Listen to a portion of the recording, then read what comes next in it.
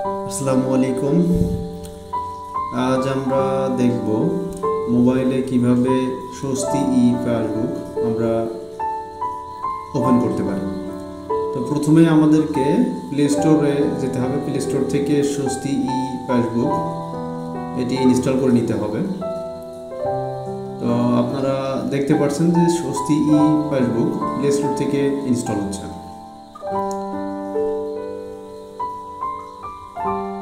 তো স্বস্তি passbook install হয়ে যাওয়ার পর আমরা এখানে দেখতে পাচ্ছি যে প্রতিষ্ঠানের নাম দিতে হবে।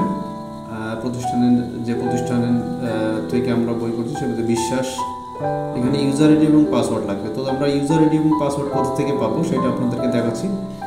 আমরা স্বস্তি যে অ্যাপসটি ব্যবহার করি সেই অ্যাপসের ভিতরে যাওয়ার পরে আমরা লোনি সেভিংস লেবজারে যদি যাই, এখানে যদি আমরা সদস্যের হিসাব নাম্বারটা আমরা যদি এখানে লিখি, তো সদস্য হিসাব নাম্বার আমরা লেখার পরে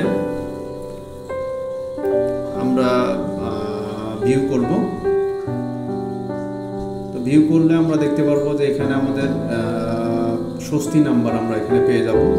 স্বস্তি যে নাম্বার, এই স্বস্তি নাম্বারটাই আমাদের স্বস্তি ই পাসবুকে ইউজার আইডি এবং পাসওয়ার্ড হিসেবে ব্যবহৃত হবে।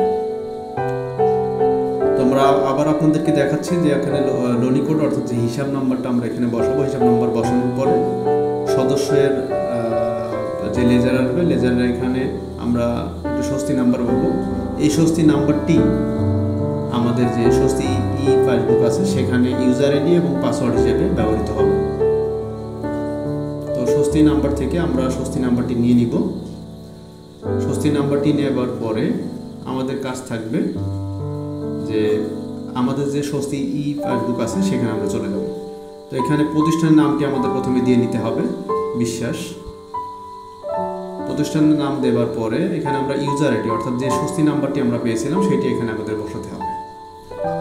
তো স্বস্তি নাম্বার আমরা এখানে বসিয়ে দিচ্ছি ইউজার আইডির এখানে, এবং ইউজার আইডির এখানে যে স্বস্তি নাম্বার বসাচ্ছি সেই নাম্বারটি পাসওয়ার্ড হিসেবে ব্যবহৃত হবে, অর্থাৎ ইউজার আইডি এবং পাসওয়ার্ড সেম।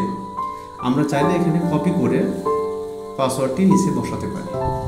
আমরা এটা কপি করে নিব। কপি করে আমরা পাসওয়ার্ডটি নিচে বসাবো। আমরা অনেক সময় এটা যখন লগ ইন করবো তো সাথে সাথে আমাদের গুগলে সেভ হয়ে যেতে পারে ফোনে।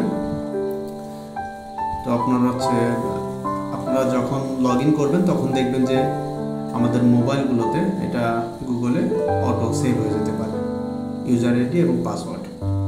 প্রতিষ্ঠানের নাম যদি ভুল থাকে, ইউজার আইডি যদি ভুল থাকে তাহলে লগ ইন হবে না। সব যদি সঠিক থাকে তাহলে অবশ্যই এটি লগ ইন। সদস্যের স্বস্তি নাম্বার আমরা অন্যভাবে বের করতে পারি। তো এর জন্য প্রথমে আমাদেরকে মেম্বার রিপোর্টে যেতে হবে।